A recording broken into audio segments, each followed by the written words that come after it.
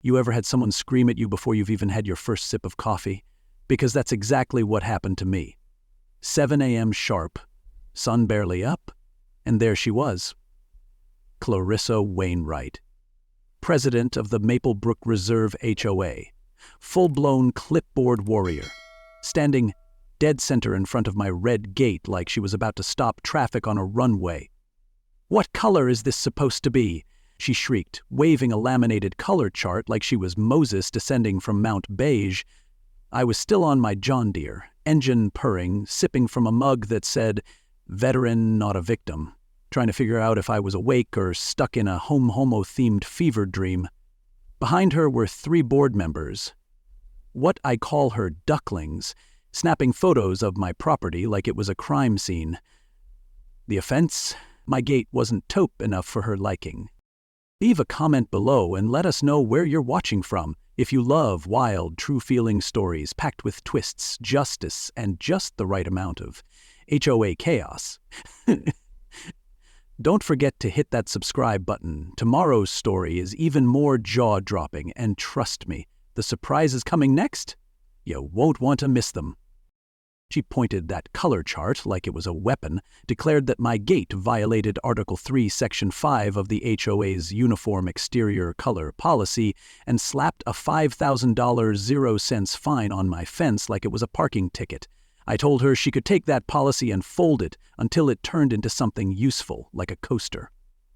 She didn't like that, said I had 72 hours to repaint it beige, white, or, if I wanted to get crazy, I told her this gate had been red since my grandfather came back from World War II and decided to paint it the same shade as the barn he grew up in. I said it with pride. She replied with a citation.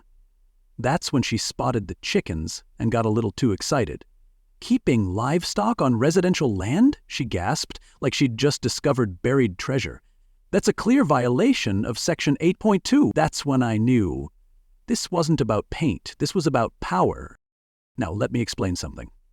This farm's been in my family since 1947.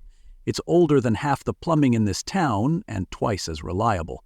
I've got 20 acres of heritage land that just so happens to border the edge of Clarissa's perfectly curated, freshly developed neighborhood kingdom.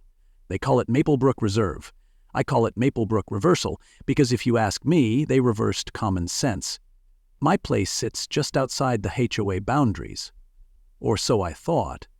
5 years ago, after developers started building their matchstick mansions, the HOA quietly extended their zone of influence all the way to my gate.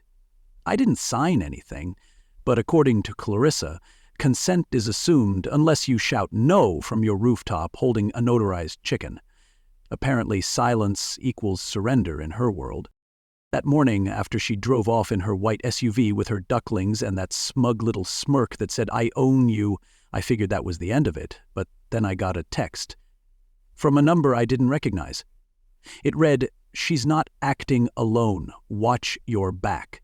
No name, just that. Now, I've been through enough nonsense in my life to know a threat when I see one, but this wasn't just a threat.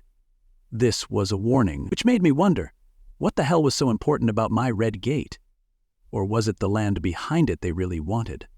Either way, the message was clear. This wasn't over. Not by a long shot. Thing is, that gate ain't just wood and paint. It's a memory. It's defiance nailed to a post.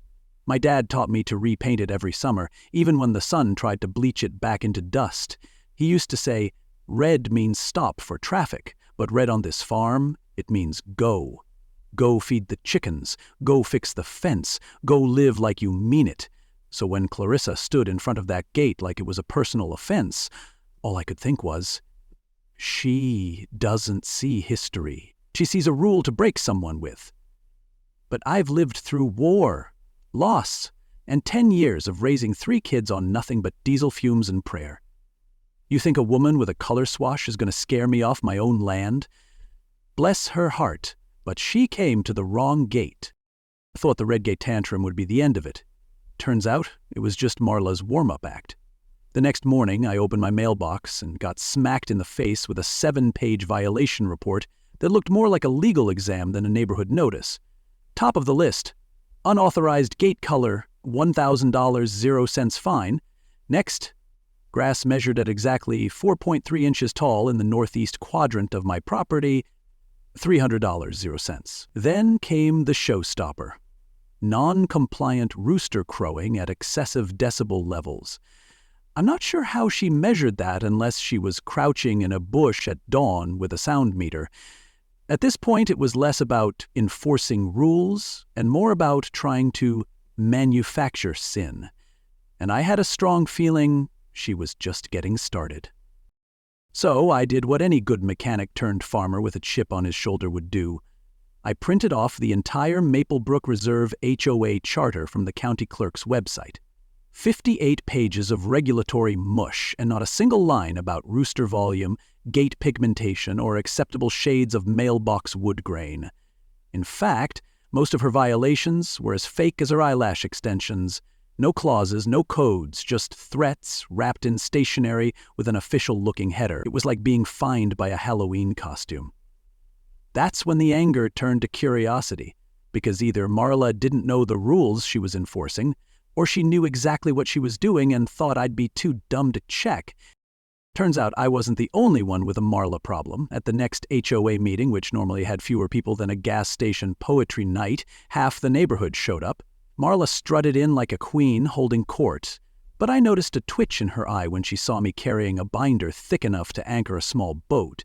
She opened the floor with a smug grin, reading off a list of new amendments passed by majority board vote. That's when Judge Roy Hastings, sitting 3 chairs from the end in his usual quiet way, cleared his throat and said, "Madam President, could you remind me when exactly these votes took place?" The room fell silent like someone had just unplugged the meeting. Marla blinked fast, then said something about board consensus and evolving standards, but Roy, bless him, leaned forward and said, "I've been a board member since the HOA was founded, and unless you've been holding meetings in a treehouse behind my back, I don't recall voting on anything in the last 12 months. At that moment, Diego Morales, my neighbor with a phone in one hand and popcorn in the other, turned on his live stream. "Keep talking, Marla," he said cheerfully. "The internet loves a good neighborhood scandal." The camera caught her stammering, flipping through blank pages, and finally admitting she didn't have the minutes with her, which was interesting because just last week she fined another neighbor for not having their trash cans pre-aligned with the HOA calendar. And that's when the dam broke. People started raising their hands fast. Dorothy, who'd been fined for her rose garden being too red, asked why color mattered when she lived behind a privacy fence. Mr. Chang, who was ticketed for non-standard hammock installation, held up pictures of the backyard that nobody but God and Google Earth could see. Marla tried to regain control, banging her gavel like she was conducting an orchestra of nonsense. But the more she yelled order, the more people spoke up. Me, I just sat back and watched her unravel like a roll of cheap toilet paper in a thunderstorm. And right before the meeting ended, in what I can only describe as a polite riot, someone whispered to me, "You shook the hornet's nest." But I smiled, because hornets only sting when they think you're running. I wasn't running, I was just getting warmed up. See, I had a plan, because when someone throws dirt at your name, sometimes the best response is to dig deeper and bury them in facts. And believe me, I was about to find a whole mess of them. What Marla didn't realize was that the gate was just the beginning. The real story? That was buried in paper trails, petty lies, and one woman's quest to turn a neighborhood into a dictatorship, one fake fine at a time. So if you think this HOA meltdown peaked, buckle up. The next part's got receipts. Now, I don't usually go to HOA meetings. I'd rather stick my head in a beehive than sit through an hour of people arguing over mailbox widths and shrubbery symmetry. But this one I circled on my calendar in red ink and underlined it 3 times. Clarissa had called a special session to address what she labeled escalating non-compliance and threats to neighborhood harmony. Translation, she wanted to drag my name through the mud and make an example out of me. What she didn't know was that I'd spent the past week reading every word of the HOA charter, and I came in with a binder so big I had to borrow Diego's rolling cooler to haul it in. Clarissa opened with flair, as expected. Standing under the flickering fluorescent light like she was testifying to Congress, she welcomed everyone and immediately launched into a speech about protecting the community's aesthetic integrity from unruly elements. She never said my name, but she stared directly at me the whole time, like I was the human embodiment of property value decay. Some residents, she said, with a dramatic pause, have chosen to blatantly disregard agreed-upon regulations. They believe themselves to be above the law. I raised my hand politely and smiled. Actually, I'd love to speak to that. And just like that, the room shifted. I rolled my binder to the front of the room and flipped it open like I was auditioning for a courtroom drama. "This," I said, tapping the cover, "is the Maplebrook Reserve HOA charter as filed with the county. I cross-referenced every one of the 37 citations you issued me, and wouldn't you know it, only 4 are even remotely grounded in actual policy. The rest?" I pulled out a second folder and read off the list. "Grass length? Not regulated. Tractor color? No mention. Rooster crowing? Funny. I thought birds had freedom of speech." The room chuckled, but Clarissa's face went the color of a bruised peach. That's when Judge Vernon Hale cleared his throat. Now, Judge Hale is the kind of man who doesn't speak unless it matters. A former circuit court judge and one of the founding members of the HOA, back when it was just a neighborhood watch with coffee, he sat in the back like a coiled spring. "Clarissa," he said in a voice that made everyone sit a little straighter, "I've been on this board since its inception. I don't recall voting on any of these amendments you've been quoting, and I sure as hell don't recall signing off on fines for mailbox fonts and ornamental birdhouses.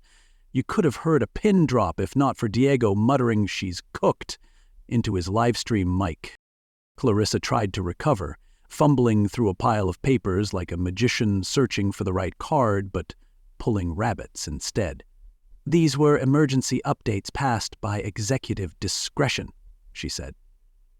Judge Hale raised an eyebrow so high it practically hit the ceiling. "There is no such clause. You've made these up, Clarissa.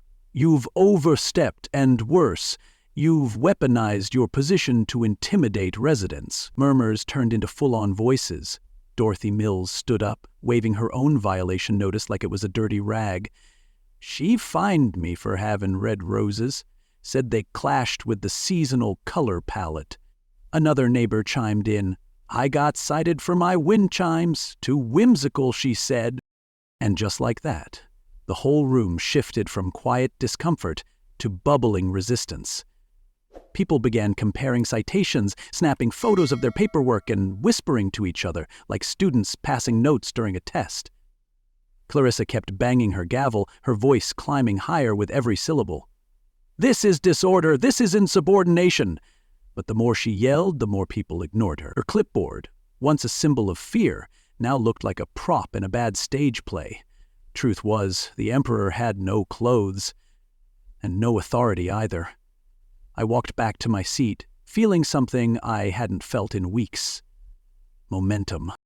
Because this wasn't just about me anymore. It wasn't just about the gate, the grass, or the decibel level of my rooster. It was about standing up when someone in power decides to rewrite the rules and expects you to just go along with it.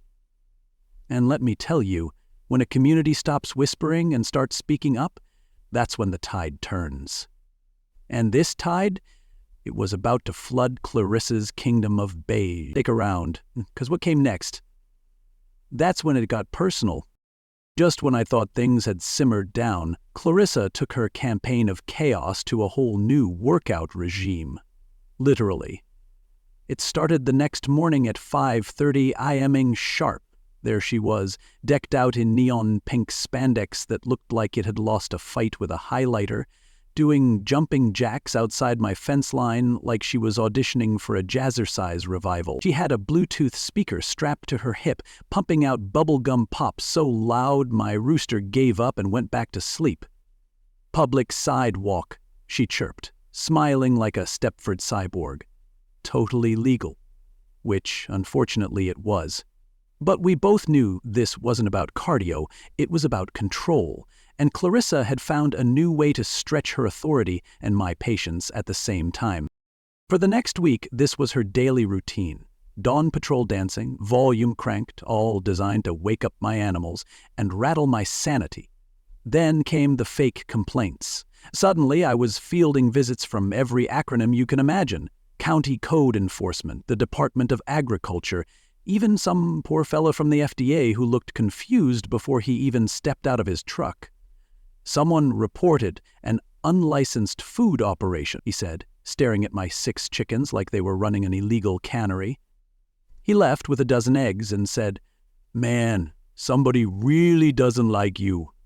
No kidding, Agent Sherlock. At this point, I was one anonymous tip away from being accused of running an alpaca fight club. And yet, despite the absurdity, I found myself starting to feel something else. One night, around midnight, I spotted a car idling at the edge of my property. Her car. Clarissa sat in the driver's seat, lights off, face barely visible. I tapped on the window, expecting a fight. Instead, she flinched and quickly wiped her eyes. "Today would have been my anniversary," she said without looking at me. 20 years. He left me for his secretary, said I was too controlling. Her voice cracked, and for a moment she wasn't the HOA tyrant, she was just a tired woman holding her own broken pieces. "Even Whiskers got cancer," she muttered. "Probably from living with me." It hit me strange, like finding a wilted flower in the middle of a battlefield. She was grief, dressed in HOA drag, clinging to power because it was the only thing she had left that still listened to her. For one heartbeat, I felt something like pity. But pity, like gasoline, is dangerous in the wrong hands, because less than 12 hours later, while I was out grabbing feed and coffee, Clarissa returned with a crew. "I got a call from Diego. You'd better get back here, Eli. She brought chainsaws." By the time I made it down the dirt road, the red gate, my family's gate, was already on the ground in pieces. 70 years of history chopped like it was overgrown brush. I didn't shout. I didn't scream. I just walked up and knelt beside the splinters, feeling like someone had ripped a page out of my life's story and set it on fire. Clarissa stood nearby, arms crossed, clipboard in hand like she was posing for a fascist-themed calendar. "The court granted me a temporary order," she said, her tone smug. "It was a visibility hazard, safety issue." Behind her, the crew looked down, like they knew they'd been hired to rob a grave. And that's exactly how it felt. Like someone desecrated a tombstone that had never asked to be part of her HOA war. My grandfather's initials were carved into one of the boards.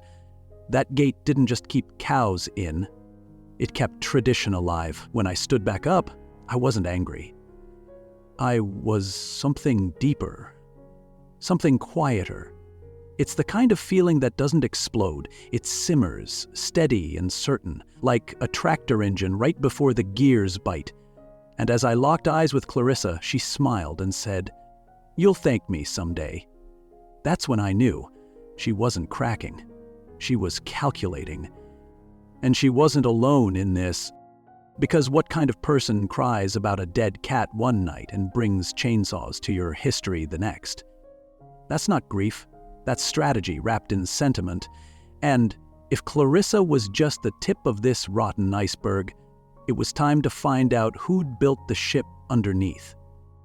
Stick around, because the real storm hadn't even started yet. I always figured if my gate was going to be famous, it'd be for keeping cows in, not for sparking a neighborhood uprising. But thanks to Diego and his legendary Wi-Fi signal, the video of Clarissa's crew chopping down that old red gate reached 10,000 views before sundown. He posted it under the title, "70 Years of History Destroyed in 70 Seconds, complete with dramatic slow motion and a violin track so sad it could make a possum weep." People I didn't even know were showing up at the farm the next day, some bringing coffee, some bringing paint, all of them angry. Angry in that slow-burning southern way, where folks smile while they're planning a committee meeting that ends your career. Clarissa naturally tried to play it off, claimed the video was taken out of context, and insisted the gate was a public safety hazard. problem is, it's hard to spin a good angle when half the town sees you on video standing over a pile of red splinters with your arms crossed like you're proud of it. So what happened next? The Red Gate Festival. That's right, Diego printed flyers overnight, and before the week was out, the road by my farm turned into a block party. Kids were painting little red cardboard gates, folks were eating chili out of styrofoam cups, and someone even brought a karaoke machine, though, bless her heart, Dorothy Mills should never sing Sweet Caroline again. But the point is, red wasn't just paint anymore. It was protest. I'll tell you what hit me hardest. People started bringing their own stories. Turns out, Clarissa had fined a veteran down the street for flying the wrong size flag. She'd written up a single mom for using non-numinal curtains in a room visible from the street. This wasn't enforcement. This was a slow-moving siege.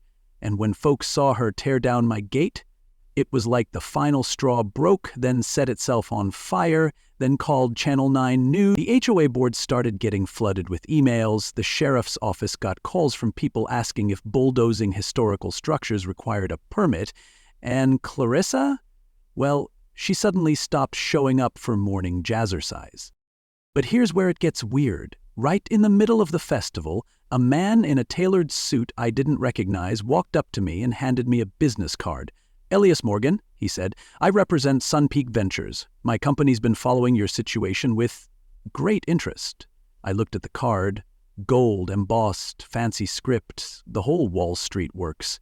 "We believe your land holds potential," he said, before disappearing into the crowd like a magician with a permit. That night, I told Judge Hale about it over a beer.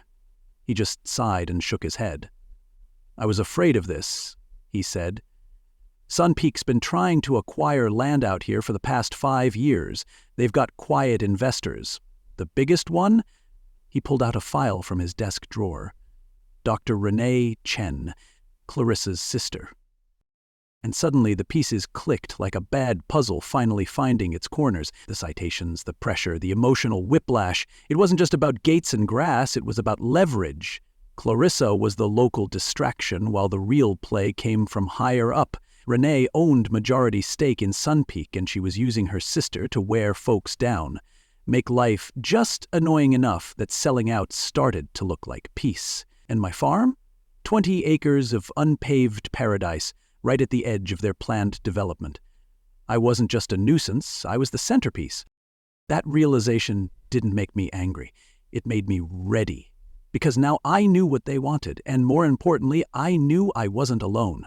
This wasn't just about me anymore. It was about every family who'd gotten a fine for planting the wrong kind of flowers, every neighbor told their home was non-compliant, and every person who thought they had no choice but to roll over.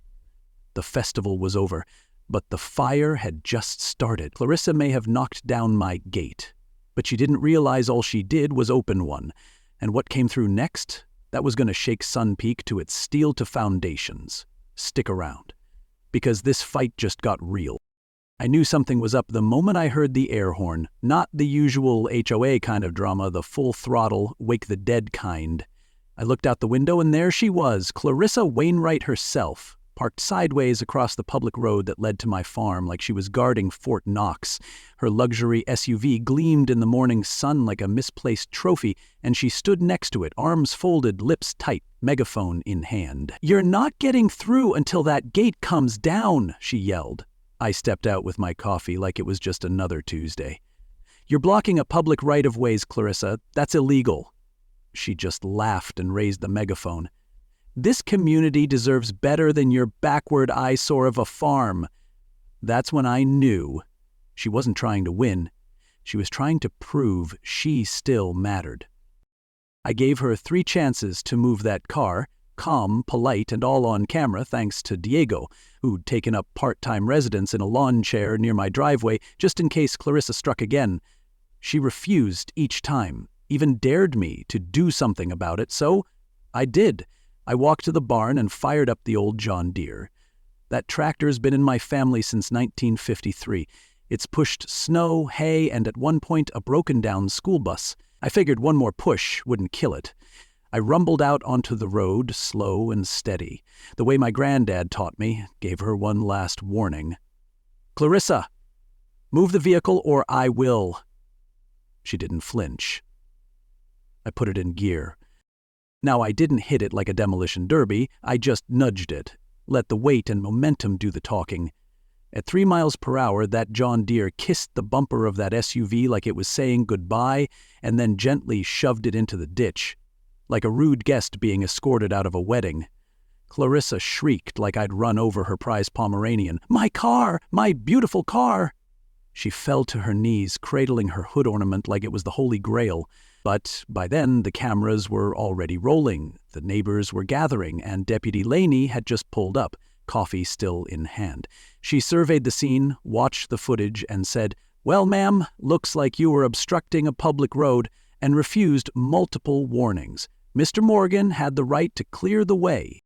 But that wasn't even the best part. As Clarissa stomped and screamed, a gust of wind blew open her car door and scattered a stack of papers across the gravel. Judge Hale bent down, picked up a few, and his face went pale. "These are HOA transfer documents," he said, flipping through them, "signed by board members who never saw them. And this," he held up one with a Sunpeak Ventures letterhead, "this is a payment contract. $500,000, 0 cents to deliver Maplebrook to development control, with bonuses for pushing out specific residents." He looked at me. "You were the crown jewel, Eli." That's when it hit her. Her tantrum stopped mid-sentence. Her face went blank. "I just wanted to matter again," she whispered, her voice cracking. "Renee said if I delivered the land, she'd make me manager of the resort. I'd finally be someone people listened to. Someone who had a title again." It was like watching a balloon deflate in slow motion. All that rage, all that obsession, it wasn't about property values or fences. It was about fear. Fear of being forgotten. She sat in the dirt, suit covered in dust, crying for a life she thought she could buy back with power trips and paper fines. But the road she blocked wasn't just paved in gravel. It was paved in consequences. That day, the tractor didn't just clear the road, it cleared the truth. And as Clarissa's car sat half-submerged in a ditch, symbol of a status she never really owned, we knew this wasn't over. Not yet. Because if she was the front-facing face of this scam, then her sister Renee was the architect. And if they thought the Red Gate was the end of our story, they were about to learn that in Maplebrook, history doesn't fold quietly. It fights back. Stick around. Because now we had evidence, witnesses, and a whole lot of momentum. And the next chapter? That's when the empire starts to crumble. Clarissa didn't go quietly. Not at first. She kicked, she screamed, she even tried to dial 911 again, while Deputy Laney calmly read her rights like she was reciting a grocery list. "You have the right to remain silent," she said, which, judging by Clarissa's track record, was the one right she had zero interest in exercising. But this time the audience wasn't buying it. The HOA meeting had turned into a courtroom without a bench, and her jury was 50 fed-up neighbors, 3 cell phones streaming live, and Judge Vernon Hale sitting at the head table like the ghost of consequences long overdue. The moment that really cracked the foundation was when Judge Hale opened a manila envelope and began reading aloud. "Payment agreement between Sunpeak Ventures and Clarissa Wainwright. Deliver deed access to property parcels, including Morgan Ranch, in exchange for $500,000, 0 cents base compensation, with additional bonus for expedited compliance." He paused. "Signed by Dr. Renee Chen, managing partner and controlling stakeholder of Sunpeak." That name hit the room like a lightning strike. Clarissa's sister, the so-called philanthropist with perfect teeth and a taste for land flipping, was the one holding the puppet strings. Clarissa had been the hammer, but Renee was the hand swinging it. In court, a week later, Clarissa showed up looking like a woman whose world had shrunk to a single square of linoleum. Gone were the power suits and clipboard. She wore a wrinkled cardigan and looked smaller than I remembered, like someone had turned down her volume and dimmed her brightness. When the judge asked if she had anything to say before sentencing, she stood, shook slightly, and said, "I just wanted to be someone again. I didn't mean to hurt anyone. I didn't know how else to feel important. Her voice was paper-thin, like it might tear under its own weight. The irony hit me like a freight train. The woman who weaponized rules, invented standards, and enforced silence on others had never followed a single real one herself. The court gave her 3 years with mental health considerations, citing manipulation and emotional duress. I didn't clap. I didn't cheer. Because watching her fall didn't feel like victory. It felt like a necessary reset. She wasn't some evil genius, just a cracked dam someone else filled with pressure until it broke on the whole town. But I'll tell you what stuck with me. As she was led out of the courtroom, she looked back at me, not angry, not smug, just hollow, like a balloon that had floated too long and finally hit the floor. And all I could think was, for all the damage she'd done, Clarissa Wainwright was also a casualty of the same machine she thought she was running. But while her gavel was gone, her sister still had keys to the kingdom. Renee Chen hadn't set foot in Maplebrook, but her name was on every zoning map, every promotional email for the upcoming Sun Peak Spa and Eco Retreat, and every crooked contract Judge Hale had unearthed in those HOA files. Clarissa's trial had exposed her, sure, but Renee hadn't blinked. No public comment, no apology, just silence. And silence from someone that powerful? That's a sound worth paying attention to. The next phase wasn't about cleaning up fines. It was about rooting out a corporate rot that had been feeding on our soil for years. So the question hanging in the air wasn't whether we'd survived Clarissa's rules. It was whether we could stand up to the woman who wrote the playbook she used. Maplebrook wasn't just a neighborhood anymore. It was a chessboard. And the next move? It belonged to us.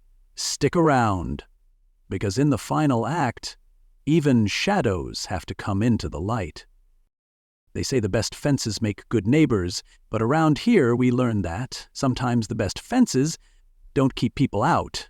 They call them in. 3 months after Clarissa's sentencing, the county declared my land a historical landmark. Official, stamped, protected. The paperwork came in a plain manila envelope, but I could have sworn I heard my granddad's laugh when I opened it. That red gate, now rebuilt, now bolder, stood like a sermon in wood and iron. It didn't just guard the entrance to a farm. It reminded folks why some lines are meant to be held, not erased. With Clarissa out and her sister's influence fading fast, the HOA finally did what it should have done from the start. Turn back into a neighborhood instead of a monarchy. Judge Hale stepped up as interim chair, Diego ran unopposed for community liaison, and Dorothy Mills was appointed treasurer. The new board meetings were public, productive, and free of megaphones. They even voted to repeal every fake citation issued over the last 5 years. One by one, neighbors came out of the woodwork, repainting fences, rehanging wind chimes, and planting whatever danged flowers they wanted. Beige had lost its grip, and red, well, red became the color of belonging. The Red Gate Festival became an annual event faster than you can say permit approved. This time it had vendors, live music, even a local brewery pouring something called the HOA Pale Ale. A little bitter, mostly foam, but legal.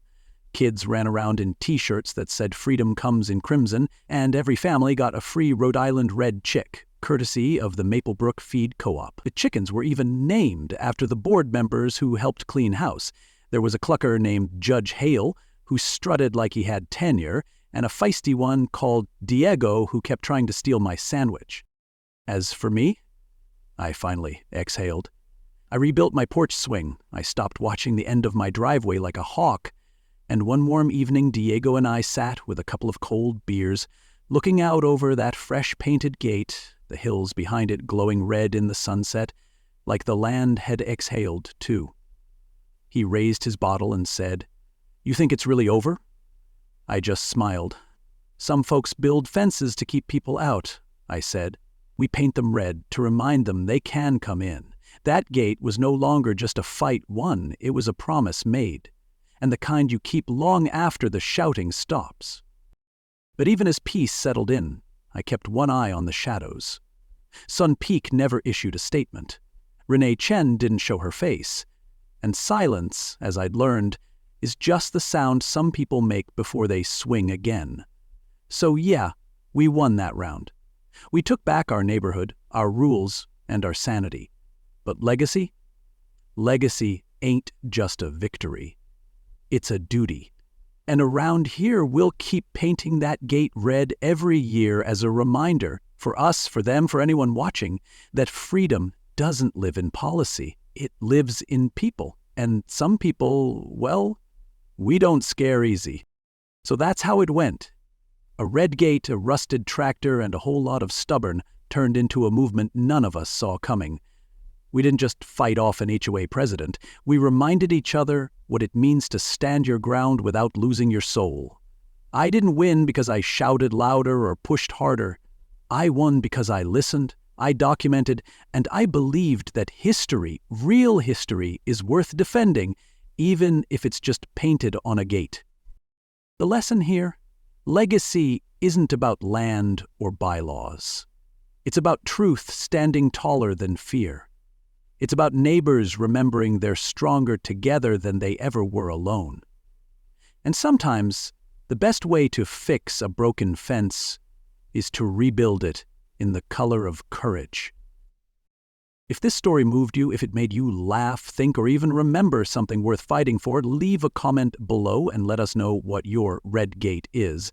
Don't forget to like, subscribe, and hit that notification bell because the next story, it's got even more twists, more heart, and yes, more justice. Around here, we don't just tell stories. We pass on the truth, and we paint it red.